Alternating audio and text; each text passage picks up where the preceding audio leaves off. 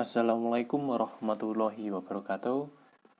Perkenalkan, nama saya Toto Hardoyo dari kelas Tadris Kimia 3C. Di sini saya akan memaparkan analisis jurnal terkait dengan mata kuliah dasar metodologi penelitian. Berikut jurnal yang saya analisis, yaitu berjudul Pengaruh Model Pembelajaran Kontekstual pada Pokok Bahasan Hidrokarbon terhadap Hasil Belajar Kimia. Penulisnya yaitu Diah Artini, Nyoman Swardana, Made Wiratini. Identitas detail dari jurnal ini merupakan Jurnal Pendidikan Kimia Udiska, volume 3, nomor 1, tahun 2019. PISSN 26141086, EISSN 25993380. Latar belakangnya, hidrokarbon merupakan dasar materi kimia yang erat kaitannya dengan kehidupan sehari-hari yang berguna untuk mempelajari konsep kimia selanjutnya. Akan tetapi, konsep hidrokarbon sulit dipahami oleh siswa.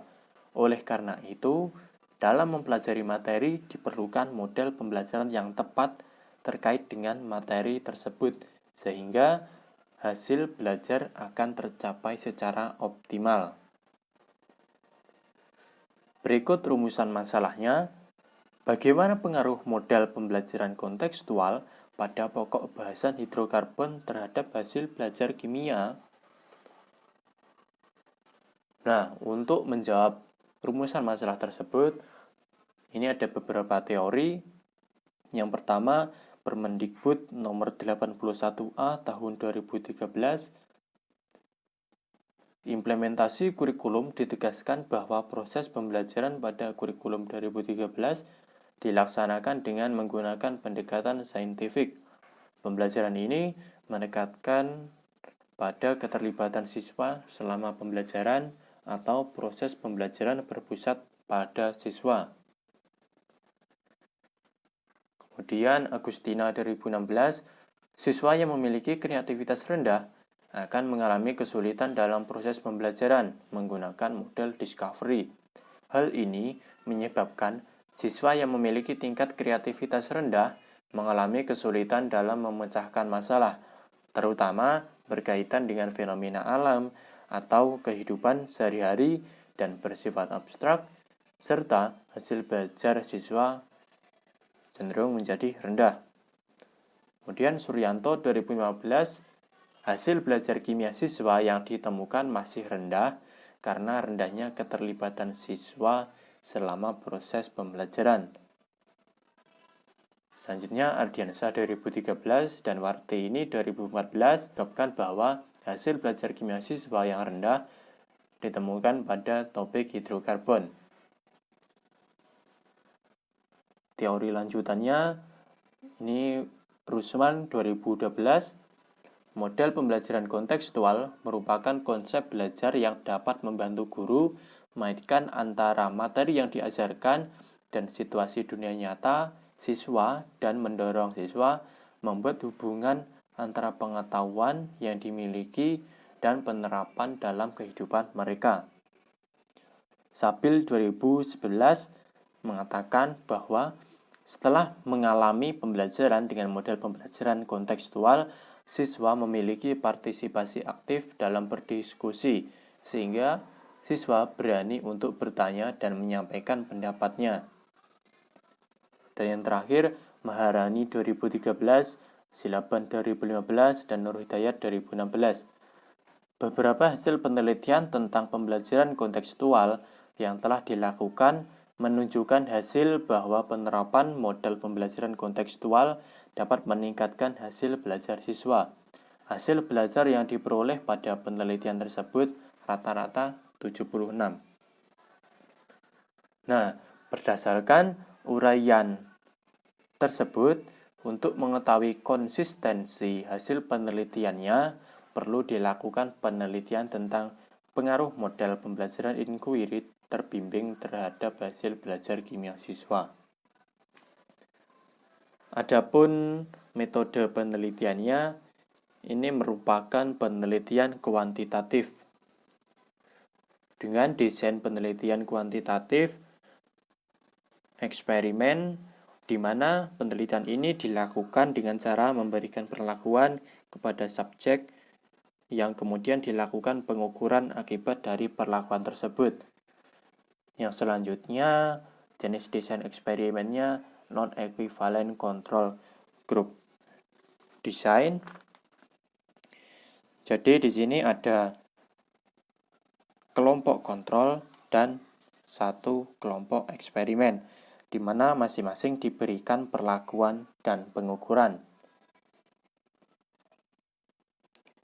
Populasi penelitian ini adalah seluruh siswa kelas 11 MIPA di SMA Negeri 1 Benebel yang berjumlah 96 siswa yang terdiri atas 3 kelas, 12 MIPA yang tidak dibedakan berdasarkan ranking. Sampel dipilih adalah kelas 11 MIPA 2 sebagai kelas kontrol dengan jumlah 31 siswa dan 11 MIPA 1 sebagai kelas eksperimen dengan jumlah 31 siswa. Kemudian metode dan instrumen pengumpulan datanya ini merupakan ujian atau tes dengan menggunakan instrumen berupa soal pilihan ganda. Dengan membagi menjadi beberapa kategori pada tiap soalnya, tingkat kesukaran soal meliputi 3 butir soal tergolong sangat mudah, 11 tergolong mudah, 10 tergolong sedang, dan 1 tergolong sukar. Adapun daya beda soal meliputi 15 butir soal tergolong sedang, 4 tergolong baik, dan 6 tergolong baik sekali. Dan yang terakhir, teknik analisis data. Pada penelitian ini meliputi analisis statistik deskriptif dan analisis statistik inferensial, di mana analisis deskriptif digunakan untuk mendeskripsikan data hasil belajar kimia siswa, dan kemudian analisis statistik inferensial yang digunakan untuk menganalisis skor hasil belajar. Berikut hasil penelitiannya, skor pretest dan posttest siswa kelas kontrol dan kelas eksperimen.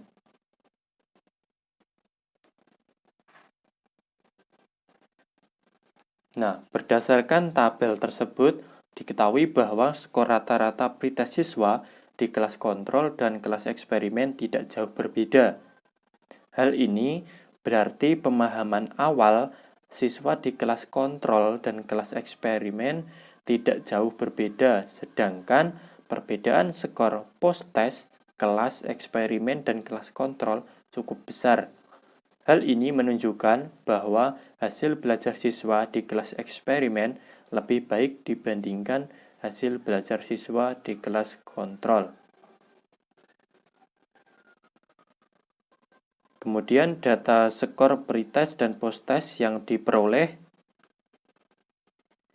siswa kemudian dikelompokkan ke dalam 5 kategori, yaitu kategori sangat tinggi, tinggi, cukup, rendah, dan sangat rendah. Jadi seperti ini hasilnya. Penggolongan data pretest dan posttest siswa. Berdasarkan tabel ini, diketahui bahwa persentase frekuensi pretest siswa di kelas eksperimen dan di kelas kontrol cenderung berada pada kategori rendah. Persentase frekuensi post-test siswa pada kelas eksperimen cenderung pada kategori tinggi, sedangkan persentase frekuensi post-test siswa pada kelas kontrol cenderung berada pada kategori tinggi dan cukup. Nah, kesimpulannya, berdasarkan hasil penelitian yang telah didapatkan tersebut, maka dapat disimpulkan bahwa terdapat pengaruh yang signifikan model pembelajaran kontekstual terhadap hasil belajar kimia pokok hidrokarbon. Hasil belajar siswa yang menerapkan model pembelajaran kontekstual lebih tinggi dibandingkan dengan siswa yang menerapkan model pembelajaran discovery. Jadi seperti itulah analisis jurnal dari saya. Mohon maaf bila ada kesalahan kata atau penulisan. Sekian, terima kasih. Wassalamualaikum warahmatullahi wabarakatuh.